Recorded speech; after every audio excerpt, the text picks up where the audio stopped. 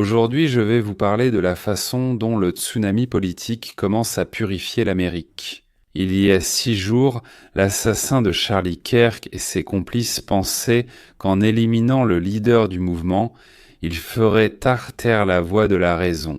Au lieu de cela, il s'est passé quelque chose qui, apparemment, va bouleverser l'Amérique et peut-être même l'Europe. Charlie était déjà une force de la nature de son vivant, mais après sa mort, il est devenu bien plus puissant.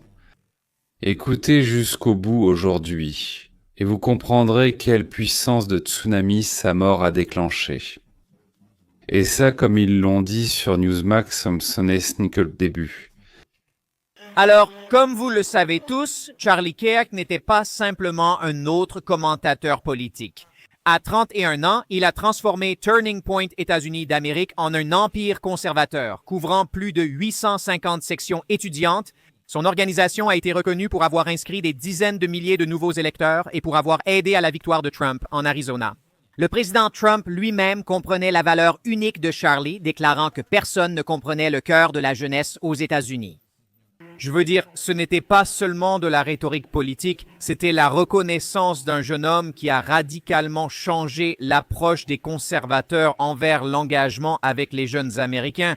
Désormais, les débats de Charlie sur les campus n'étaient plus de simples exercices intellectuels. Ils étaient aussi des opérations de recrutement très efficaces. Les vidéos où il met au défi des étudiants libéraux ont accumulé des millions de vues, créant ce que les leaders de la jeunesse conservatrice appelaient une structure d'autorisation pour les jeunes conservateurs. Comme l'a souligné Charlie Kirk, parler ouvertement a donné confiance à une génération de conservateurs pour exprimer leurs convictions en classe, sur les campus et dans les forums publics. Et maintenant, après son horrible assassinat, il semble que l'influence déjà remarquable de Charlie ne fait que commencer. L'influence de Charlie ne résidait pas seulement dans le fait qu'il débattait brillamment, répondait aux questions et ne s'énervait jamais. Il respectait l'opinion de ses interlocuteurs, une qualité rare. Charlie est arrivé dans une société zombifiée, fermée, en particulier celle des universités et des collèges, où toute dissidence était persécutée, où le mot conservateur était synonyme d'idiot, de fasciste, de salaud. Et il a commencé à dire ce qu'il était interdit de dire là-bas. Il n'a cessé de déconstruire les arguments de l'opinion générale. Et soudain, les yeux de milliers de ceux qui étaient là présents et de millions de ceux qui ont ensuite regardé ces débats sur Internet s'ouvraient et ils se disaient cela. En fait, le bon sens, que ce n'est pas du tout du fascisme, ça n'en a même pas l'odeur, ce n'est pas du tout proche. En réalité, c'est plus juste que ce que mes professeurs et les agitateurs me disent. Et des milliers, des dizaines de milliers, comme nous le savons, d'étudiants ont commencé à parler, à contester, à débattre en utilisant les mots de Charlie et sont devenus les porteurs de ses idées, les porte-voix du bon sens. Charlie a été écarté. Vous savez qu'aux États-Unis, des dizaines de sondages d'opinion sont réalisés chaque jour pour toutes sortes de raisons. Écoutez les résultats des sondages sur l'inscription des électeurs. Que signifie-t-il ? Aux États-Unis, lors de l'inscription, quand tu vas t'enregistrer en disant que tu veux être électeur, tu peux déclarer que tu es... Il y a une case où tu peux dire que tu es pour les démocrates, ou pour les républicains, ou pour un autre parti, un petit parti. Tu peux aussi la laisser vide. Dans ce cas, tu es indépendant, ou tu coches simplement l'option indépendant. Allez plus loin. Ce n'est pas vos affaires, non. Écoutez, il y a encore quelque chose que vous pouvez faire. Après t'être inscrit, tu peux à tout moment venir, je ne sais même pas où, dans certains points spéciaux, peu importe, qui sait, je n'ai jamais essayé, et te réinscrire. C'est-à-dire passer d'un parti à un autre. Ou bien écrire que tu es indépendant, puis passer des indépendants à autre chose. Ça se fait en 1 seconde. En ce moment, nous recevons les données d'inscription des électeurs pour les 6 derniers jours et toutes indiquent une énorme hausse en faveur du Parti républicain. Notre bon ami Jacques de Red Eagle Politics rapporte que le Parti républicain a obtenu 1200 nouvelles inscriptions d'électeurs aussi bien en Pennsylvanie qu'en Caroline du Nord rien que la semaine dernière. Forte hausse dans les 2 États. Qu'est-ce que cela suggère? qu'il se passe ici quelque chose d'important du point de vue de sa valeur de confirmation.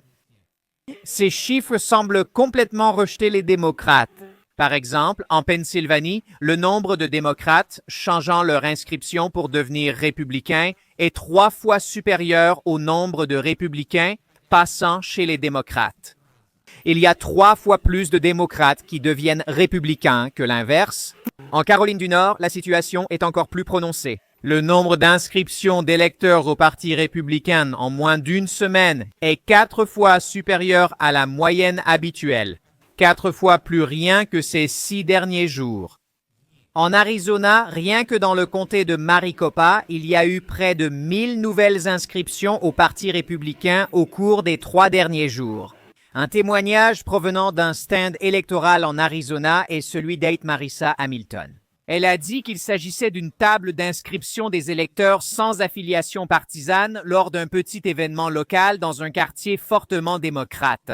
Ce matin, presque tous ceux qui passaient voulaient remettre à jour leurs informations d'inscription électorale.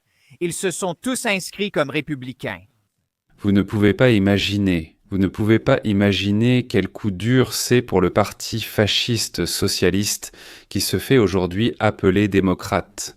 Il nous mène très démocratiquement vers le fascisme, et ce n'est pas inventé comme Charlie Kirk, un fasciste, mais vers le vrai, avec des goulags, des pénuries, une division entre le peuple et les serviteurs du peuple. Maintenant, nous découvrons que tout est encore pire que ce que les démocrates pouvaient imaginer dans leurs cauchemars les plus démoniaques. Attendez de voir ça. Mais c'est bien eux. Leur monde, comme nous allons le voir, s'effondre justement sous nos yeux. Cette tendance massive à s'inscrire au Parti républicain se produit alors que les ultra-gauchistes du New York Times qualifient déjà la situation de crise d'inscription des électeurs démocrates. Le Times a carrément admis qu'on pouvait oublier les sondages. Ainsi, ils reconnaissent tacitement que l'immense majorité des sondages qu'ils promeuvent, y compris les leurs, sont absolument faux. Oubliez les sondages. Les démocrates perdent des électeurs. Dans chaque État où l'inscription des électeurs par parti est enregistrée, soit 30 États, les démocrates perdent, tandis que les républicains gagnent. Dans chacun de ces 30 États où l'inscription par parti est enregistrée, les républicains battent les démocrates. Ce n'est pas seulement la mort de Cork qui influence les jeunes, et d'ailleurs pas seulement les jeunes non plus. Autour de ce meurtre, des événements commencent à se produire, qui d'abord plongent les Américains dans la perplexité, puis dans l'horreur. Ils commencent à comprendre. Eh bien, nous suivons la vie politique de la majorité du peuple. Enfin, disons, pas vraiment la majorité du peuple. Ils s'intéressent à la politique 1 mois avant les élections, puis reprennent vite leurs habitudes. Voilà, j'ai fait mon devoir. En somme, laissez-moi tranquille pendant 4 ans. C'est là qu'ils commencent à comprendre ce qui s'est passé pendant les années de gouvernance du Parti démocrate. Comment ces komsomol fascistes détournaient notre pays de la liberté vers la tyrannie. Pas à pas, petit pas après petit pas, mouvement après mouvement. Nous allons continuer à parler de l'assassinat de Charlie Kirk. C'est horrible, c'est dégoûtant. C'est l'un des moments politiques les plus importants de notre époque. Et bien sûr, j'ai déjà exprimé ma réaction à cela et ce que cela signifie. J'ai évoqué la célébration écœurante de sa mort en ligne. Je comprends aussi qu'il existe un autre groupe auquel je veux m'adresser, car j'en fais partie, à savoir celles qui quittent ou envisagent de quitter la gauche. Actuellement, face à tout ce qu'on voit sur Internet, je pense à la nature répugnante des réactions et aux célébrations abjectes de sa mort. Il doit y avoir des gens qui se dépêchent de quitter la gauche et qui disent « Vous savez, cela ne reflète pas qui je suis en tant que personne, cette idéologie ne me représente plus ». Et il y aura probablement ceux qui luttent avec l'idée que la gauche ne les représente plus, que cela ne fait plus partie de leur identité. Et ils commencent à voir comment le tissu de leur structure politique ou de leur vision politique commence à se déchirer et à s'effondrer. Et je veux m'adresser à ces personnes en tant qu'ancienne de gauche. J'ai moi-même traversé ce chemin il y a de nombreuses années. Et si vous êtes actuellement du côté gauche et que vous ressentez ne serait-ce qu'une partie de ce que j'ai ressenti, alors cela doit être 100 fois plus fort. Vous savez, d'après l'expérience que j'ai vécue, je n'appelle pas les gens à quitter la gauche et à se dire républicain ou conservateur. Je ne dis pas que je veux que vous veniez adopter l'étiquette de mon groupe, même si franchement je suis probablement plutôt centrée droite dans mes opinions politiques. Tout ce que je défends, c'est cela. Si vous sentez que la gauche ne vous représente plus en tant qu'individu, réfléchissez-y vraiment et suivez ce sentiment. Ne vous sentez pas jugé parce que vous ne suivez pas cela. Ne pensez pas que vous ne pouvez pas gérer ce sentiment. Explorez vraiment cela. Je pense que c'est une réaction très extrême à la mort de Charlie Kirk, avec une nature très festive. Certaines réponses révèlent tellement l'idéologie de gauche. Si cela ne vous plaît pas, alors la gauche non plus. Peu de droits malgré 3 millions d'abonnés. Il est clair que si tu n'aimes plus ce que font les gens de gauche, alors tu n'es plus de gauche. En 24 heures, cette vidéo a, soit dit en passant, atteint 1 million de vues. 1 million. Voilà à quel point ce sujet préoccupe les Américains aujourd'hui. Lundi, le vice-président des États-Unis, J.D. Vance, a participé à un podcast sur la chaîne du défunt Charlie Kirk, où il a déclaré la guerre à tous ceux qui, par le mensonge et la violence, essaient de faire basculer l'Amérique vers le socialisme, le nazisme ou tout autre totalitarisme.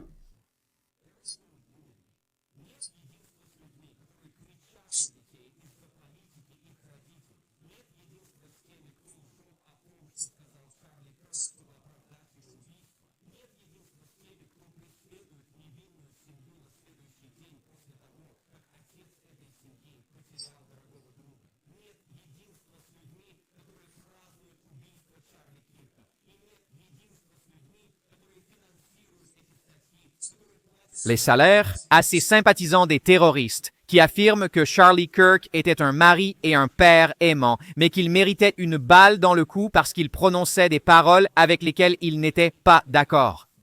Combien de fois dans l'histoire des États-Unis avons-nous répété des mots à tort attribués à Voltaire ? Je ne suis d'accord avec aucune de tes affirmations, mais je suis prêt à mourir pour ton droit de les exprimer. C'est une traduction libre, mais c'est l'idée. En réalité, c'est Evelyn Hall qui a écrit cela, une écrivaine britannique qui a écrit un livre sur Voltaire et qui a essayé d'y transmettre l'essence de ses opinions et de sa philosophie. On peut donc dire que c'est Hall-Voltaire.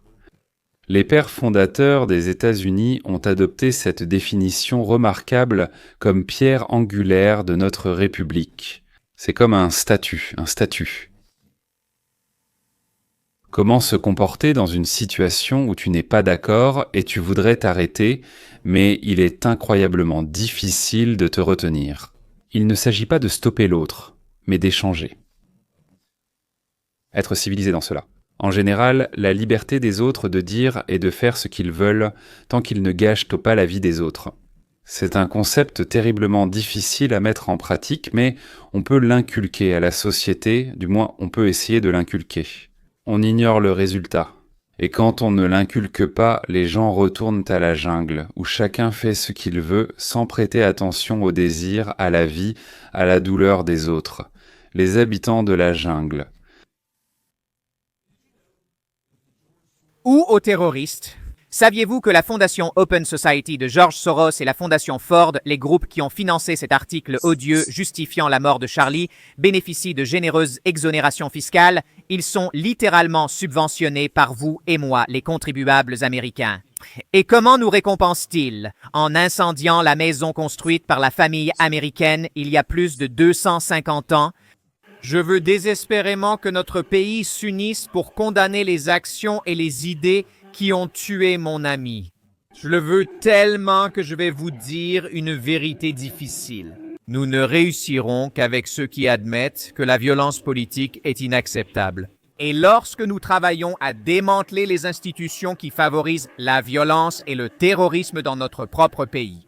J'espère que vous comprenez ce que cela signifie. Un possible futur président des États-Unis d'Amérique a simplement déclaré « Aucun partenariat, aucun compromis, ni aucune complaisance envers ceux qui attisent de la haine au sein de notre pays. » Ceci, messieurs, est une déclaration de pouvoir, voire de guerre, contre les principaux dirigeants adverses.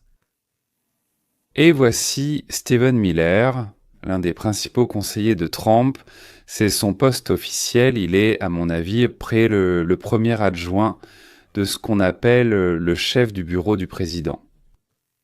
Siemens a donné la direction, alors Miller, lui, trace le plan. Des campagnes organisées de doxing, des émeutes organisées, des violences de rue organisées, des campagnes organisées de déshumanisation, de diffamation. La publication des adresses des gens, accompagnée de messages destinés à provoquer, à inciter à la violence. Des cellules organisées qui commettent et facilitent la violence forment un vaste mouvement de terreur intérieure. Et Dieu pour témoin, nous utiliserons toutes les ressources disponibles au ministère de la Justice, de la Sécurité intérieure et du gouvernement pour identifier, perturber, démanteler et détruire ces réseaux et rendre l'Amérique à nouveau sûre pour le peuple américain. Cela arrivera et nous le ferons à Charlottesville. Bien sûr, cela n'est pas dit à Vance, mais à nous. Vance le sait déjà. Ce meurtre a poussé à passer du rejet passif et de la lutte verbale à la responsabilisation de ceux qui enfreignent nos lois et notre Constitution. L'administration Trump a déjà ciblé des organisations spécifiques. Comme vous l'avez entendu, JD a nommé les fondations Open Society de George Soros et la fondation Ford comme principales cibles, les qualifiant de financiers des partisans du terrorisme, et ils seront tenus responsables de la violence qu'ils financent. Maintenant, ironiquement, comme nous l'avons rapporté il y a quelques semaines, le président Trump a déjà jeté les bases de cela, et ce, depuis plusieurs mois. Trump a déjà menacé d'engager des poursuites en vertu de la loi Racketeer Influenced and Corrupt Organizations contre Soros et son fils Alexander, affirmant qu'il finançait des manifestations violentes et des troubles sociaux à travers les États-Unis. Et maintenant, avec l'assassinat de Charlie, ils ont évidemment toute la couverture politique nécessaire et il semble qu'ils agissent désormais sans aucune restriction. Et je vais vous montrer exactement ce qu'ils prévoient pour démanteler le Parti démocrate. Ni Trump, ni Vance, ni votre humble serviteur ne veulent d'un système à parti unique, mais nous ne voulons pas non plus d'un parti comme ce molle fasciste qui pourrait l'imposer. Eh bien, Fortune, retourne-toi pour prendre le pouvoir non seulement à New York, mais aussi dans tout le pays. Sur quelle base légale peut-on arrêter ces salauds ? Nous ne sommes pas une société dictatoriale, mesdames et messieurs. Nous luttons contre nos ennemis en respectant toutes nos lois, sinon nous serons comme eux. Selon Stephen Miller et Gerald Vance, l'administration Trump se prépare à porter des accusations en vertu de la loi Racketeer Influenced and Corrupt Organizations, des accusations de complot et même des lois sur la sédition contre ce qu'ils appellent des organisations terroristes d'extrême gauche radicale. Donc, la loi Racketeer Influenced and Corrupt Organizations est une loi pénale initialement créée pour lutter contre la mafia.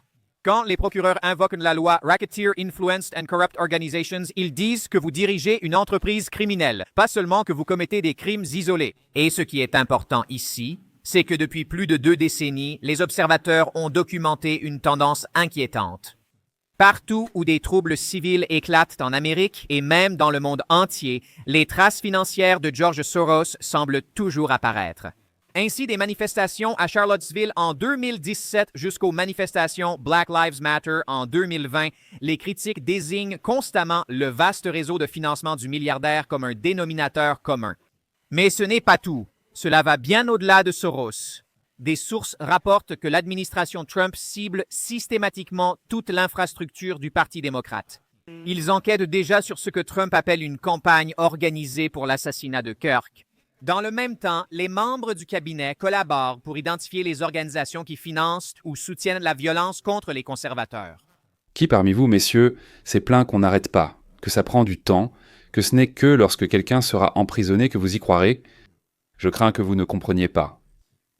Pour découvrir tout le monde, ou du moins les principaux, il faut accomplir un travail colossal et titanesque.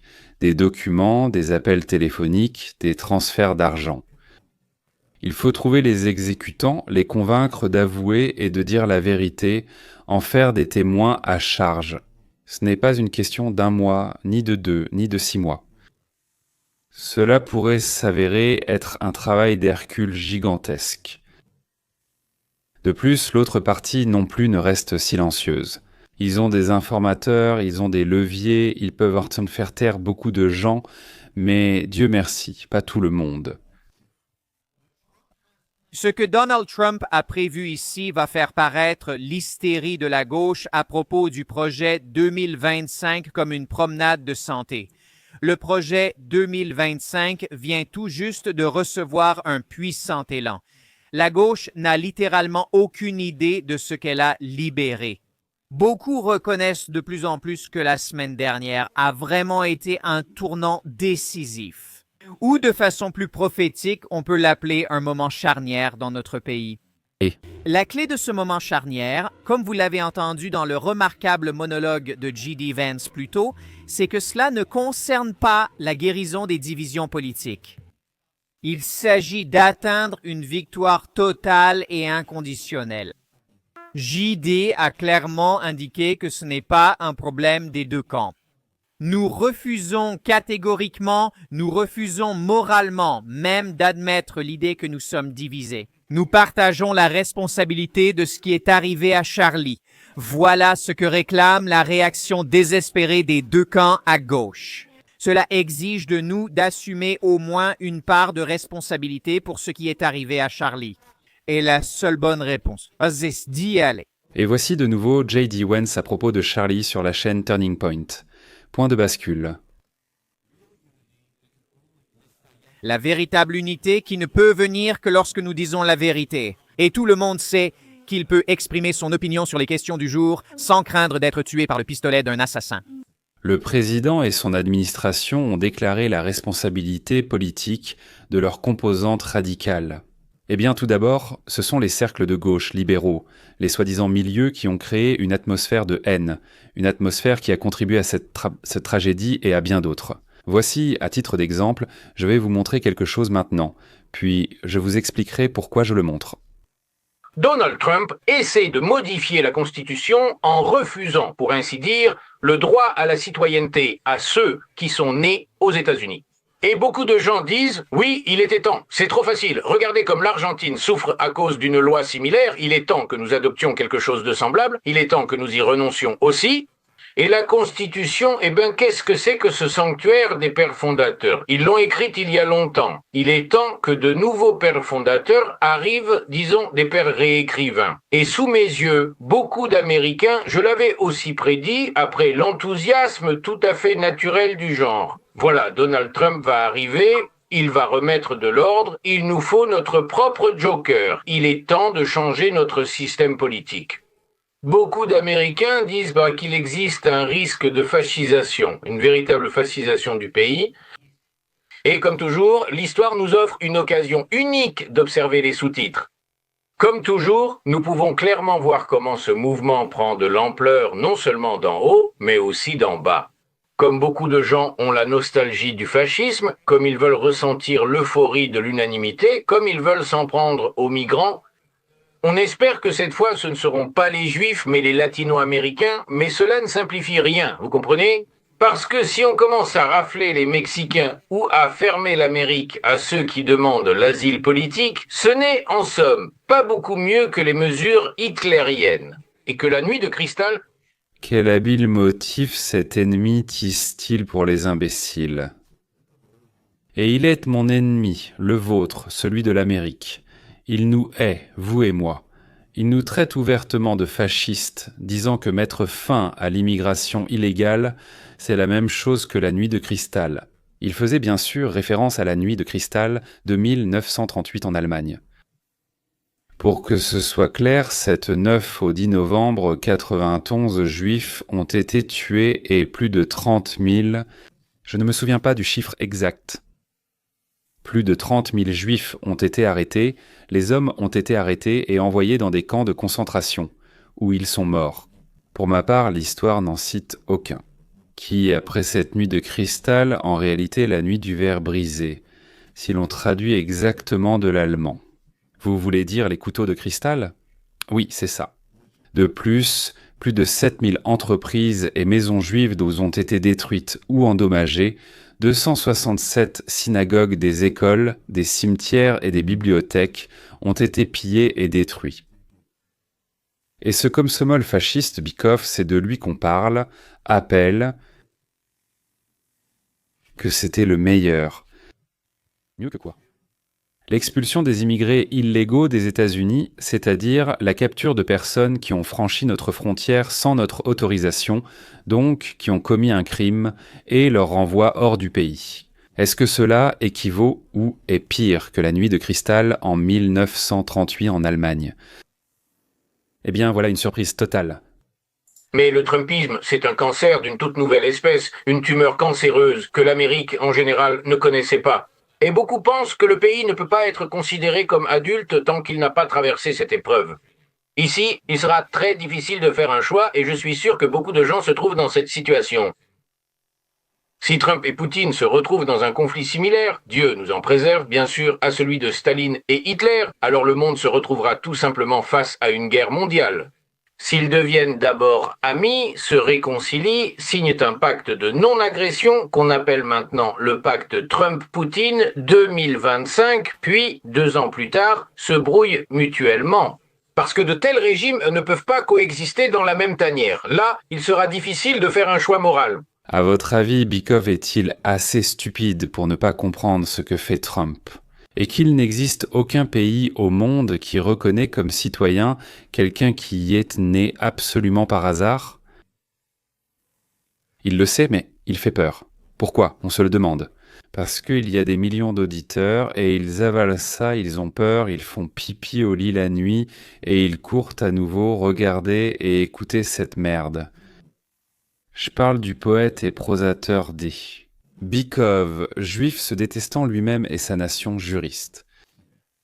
Malgré toute notre sympathie pour Zelensky, pour l'Ukraine, l'Ukraine pourrait devenir une victime de la Pologne à cause du partage qui a commencé avec le pacte des 2 grandes puissances.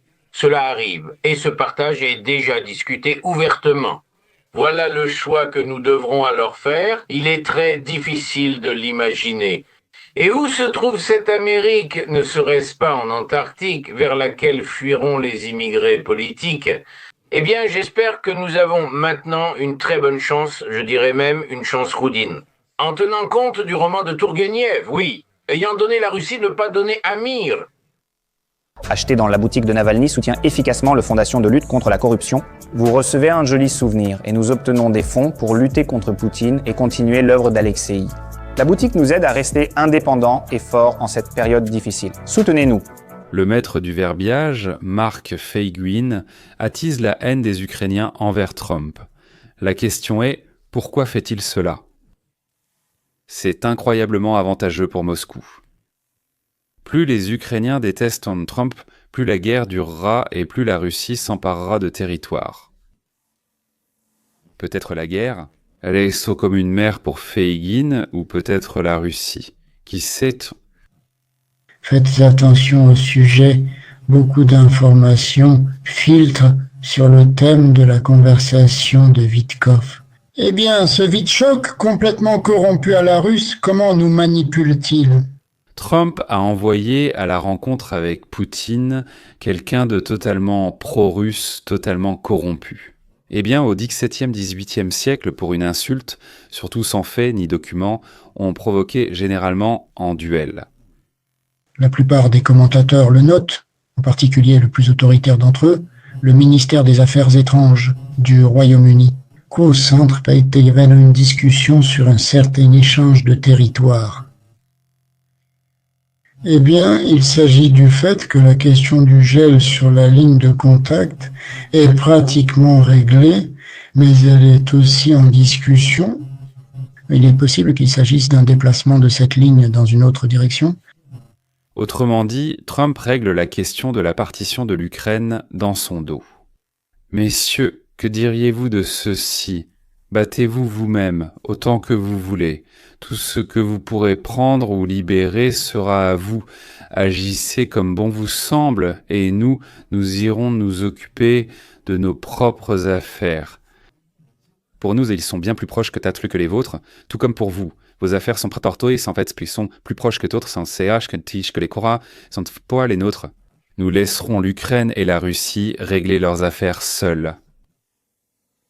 Pourquoi dépeint-on la situation comme si Trump et ses collègues corrompus et pro-russes partageaient l'idée de l'Ukraine avec Poutine?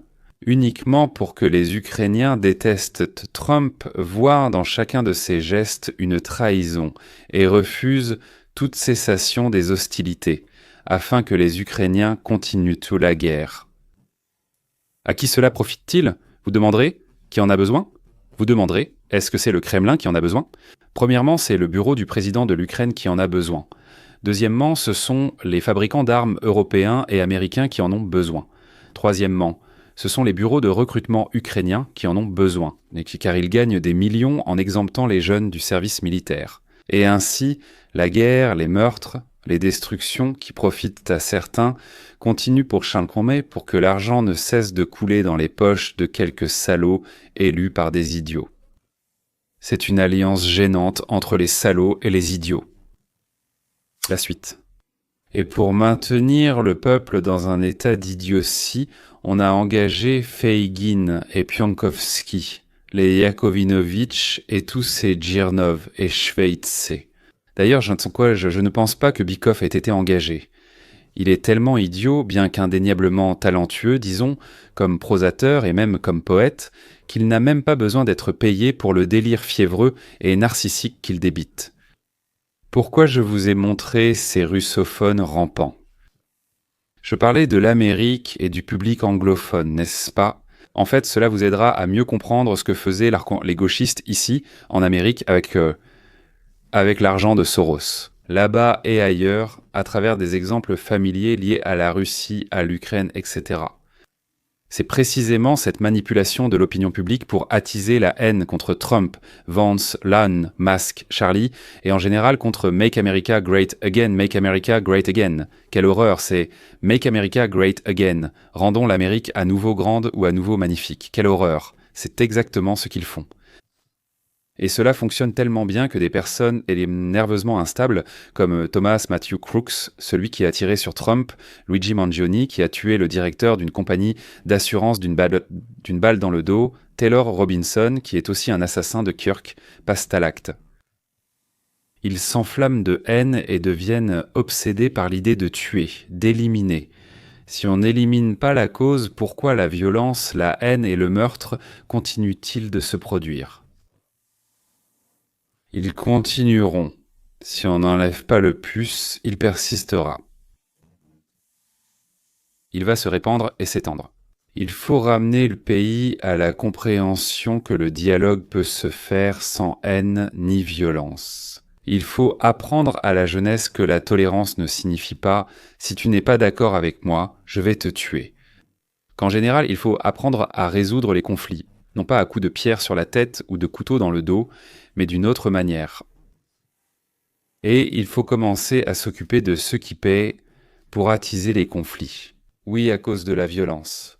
Comme aux États-Unis, dans les universités, et aussi, disons, en Israël, dans différents quartiers.